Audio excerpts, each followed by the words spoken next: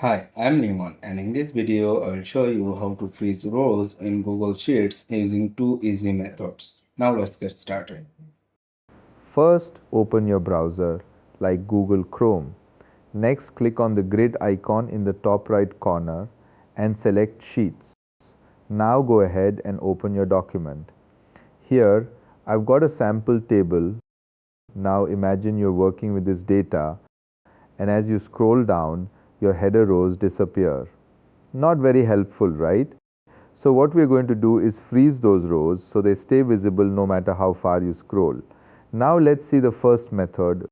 Bring your mouse pointer to the top left corner of the sheet, right where the rows and columns meet. You'll notice your cursor changes to a hand-like shape. Now click and drag that line downward to the row you want to freeze. In this case, I'll drag it just below row 2. You'll see a gray line appear.